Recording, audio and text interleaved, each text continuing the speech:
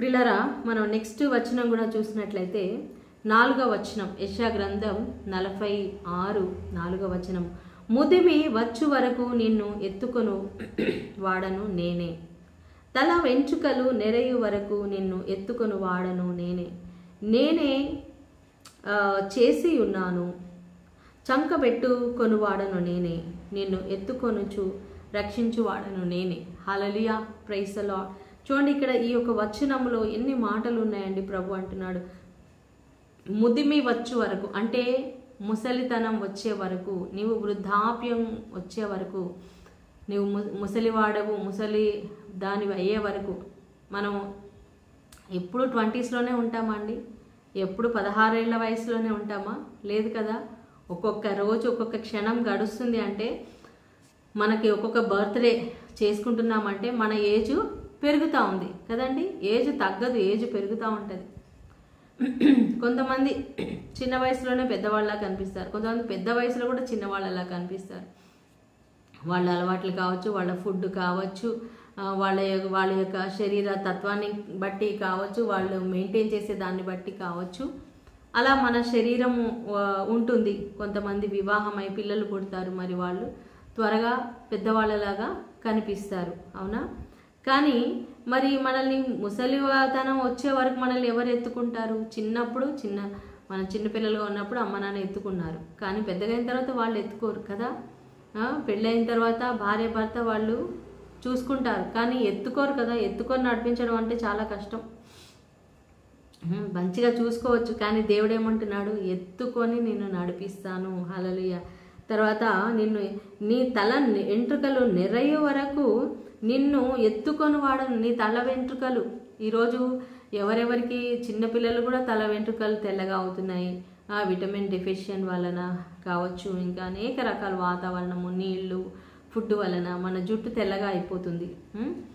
So ఆ జుట్టు, తెల్లగా ఉన్న జుట్టు మనం ఏం చేస్తున్నాము? ఏదో ఒకటి హెన్నానో, అదో బ్లాక్ హెన్నానో, రెడ్ హెన్నానో పెట్టి దాన్ని కవర్ చేసుకొని చక్కగా మళ్ళీ తెల్లగా కనపడకుండా చూసుకుంటున్నాం, అవునా. సో తల వెంట్రుకలు నెరిసిపోతున్నాయి. ఇంకా పెద్దవాళ్ళైతే ఇంకా తప్పకుండా తల వెంట్రుకలు నెరిసిపోతాయి. 50-60 వచ్చాయంటే ఇంకా తెల్ల వెంట్రుకలు వచ్చేస్తాయి కదా. ఎంత కలర్ వేసినా ఇంకో మళ్ళీ 4 రోజులు అయితే మళ్ళీ తెల్లగానే కనిపిస్తాయి. సో మన తల వెంట్రుకలు తెల్లగా అంటే ఏంటి? ఏజ్, మనం పెద్దవాళ్ళం అయిపోయాము. సో ఒప్పుకోవాలి. చాలామంది వయసు దగ్గర కొంచెం పెద్దగా అవుతున్నా కూడా వాళ్ళు ఏంటంటే చిన్నపిల్లల్లాగా కనిపించాలని చిన్నపిల్లల్లాగా డ్రెస్సింగ్ వేసుకోవడం, ఎవరైనా కొంచెం వాళ్ళు ఎట్లా అంటే మేము ఇంకా చాలా చిన్నవాళ్ళము అని చెప్పించుకుంటూ ఉంటారు. మన ఏజ్ మనం దాచిపెట్టుకోవాల్సిన అవసరం లేదు. మనం పెద్దగా అవుతున్నప్పుడు వేరే వాళ్ళు కూడా మనల్ని అక్క అనో, ఆంటీ అనో, అమ్మమ్మ అయితే అమ్మమ్మ అనో రెస్పెక్ట్ ఇస్తారు, అలా పిలుస్తారు. కానీ ఈ రోజుల్లో ఏంటంటే ఒక ఆంటీ ఇంకొక ఆంటీని ఆంటీ అంటుంది. సేమ్ ఏజ్ వాళ్ళు ఒకళ్ళు పట్టుకొని ఒకళ్ళు ఆంటీ అంటున్నారు. వాళ్ళకంటే చిన్నవాళ్ళని పట్టుకొని అక్క అంటారు, వాళ్ళకంటే చిన్నవాళ్ళని పట్టుకొని ఆంటీ అంటారు. అసలు ఎవరిని ఎట్లా పిలవాలో కూడా ఈ రోజుల్లో చాలామంది చాలా అంటే పెద్దవాళ్ళు కూడా మేము ఇంకా చిన్నపిల్లలమే, అందరూ మాకు ఆంటీలు, మేము మాత్రం చిన్నపిల్లలం అన్నట్టుగా. ఎంత మెయింటైన్ చేసినా, ఎంత చూసినా మన ఫేస్లో తెలిసిపోతుంది కదండి, మన ఏజ్ తెలిసిపోతుంది. వీళ్ళు చిన్నవాళ్ళ పెద్దవాళ్ళ ఎందుకు దాచిపెట్టుకోవాల్సిన అవసరం లేదు. మనం ఆంటీ అయితే ఆంటీలం అవుదాం, అమ్మమ్మలో అయితే అమ్మమ్మలం అవుదాం. అయినా ఏ వయసు అయితే ఏముందండి, శరీరానికే వయసు కదా, మన ఆత్మకి వయసు లేదు. ఆత్మ ఎప్పుడు యంగుగానే ఉంటుంది, మన మనసు ఎప్పుడు యంగుగానే ఉంటుంది, యవ్వనంతోనే ఉంటుంది. సో మన శరీరం ఎలా ఉన్నా సరే దేవుడు మనల్ని ఎత్తుకుంటానంటున్నాడు. హల్లెలూయా, ప్రైజ్ ది లార్డ్. నేనే చేసి ఉన్నాను. మనల్ని చేసింది ఎవరండి? మనం సృష్టించింది ఎవరు? దేవుడు. హల్లెలూయా, దేవుడు మనల్ని సృష్టించాడు, అవునా. చంక పెట్టుకొని వాడను నేనే, నిన్ను ఎత్తుకొనొచ్చు రక్షించువాడను నేనే. తల్లిదండ్రులు ఎలా అయితే మనల్ని ఎత్తుకొని మనల్ని లోకంలో రక్షిస్తారు, మన పరలోక తండ్రి తల్లి గర్భంలో ఉన్నప్పటి నుంచి ముదిమి వచ్చే వరకు, మన తల వెంట్రుకలు నెరిసే వరకు మనం ఈ యొక్క శరీరాన్ని విడిచే వరకు, ఈ లోకాన్ని విడిచే వరకు అందరికీ మరి ఈ లోకానికి బాయ్, టాటా బాయ్ చెప్పకుండా వెళ్ళిపోతారు. మనం ఎప్పుడు ఎక్కడికి వెళ్ళినా అందరికీ బాయ్ చెప్తాం. కానీ మరణించే వాళ్ళు ఎప్పుడైనా ఎవరైనా బాయ్ చెప్తారా? వాళ్ళకే తెలీదు వాళ్ళు ఎప్పుడు వెళ్ళిపోతారు. ఎవరికి కూడా బాయ్ చెప్పకుండా వెళ్ళిపోతారు. హల్లెలూయా, ప్రైజ్ ది లార్డ్.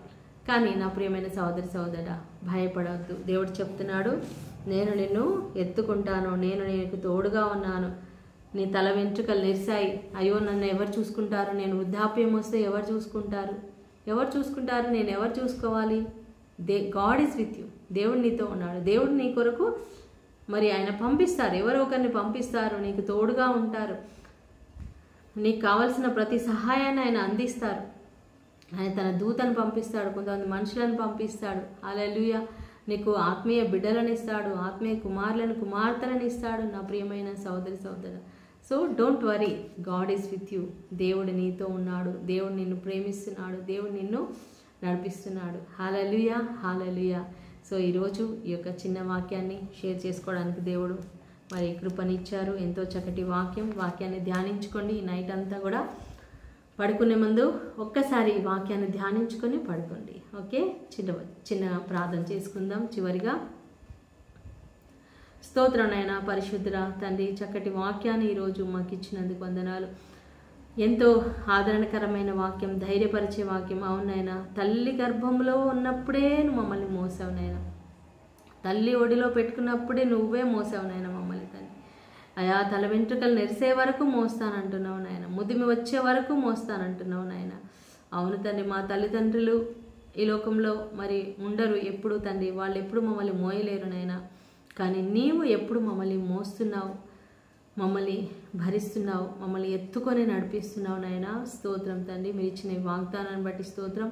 మమ్మల్ని రక్షిస్తున్నందుకు స్తోత్రం నాయన. ఈరోజు ఈ వాక్యం విన్న ప్రతి బిడ్డ కూడా ముదిమి వచ్చే వరకు నువ్వు ఎత్తుకొని నడిపిస్తావని విశ్వాసము, ధైర్యం నాయన బిడ్డలకు దయచేసి వారిని నడిపించమని నాయన, వాళ్ళ కుటుంబాలను ఆశీర్వదించమని, ఈ నెలంతా కూడా మీరు తోడుగా ఉండి నడిపించమని నజరేయుడైన యేసు నామంలో ప్రార్థించి పెట్టుకుంటున్నాం తండ్రి. ఆమేన్, ఆమేన్, ఆమేన్.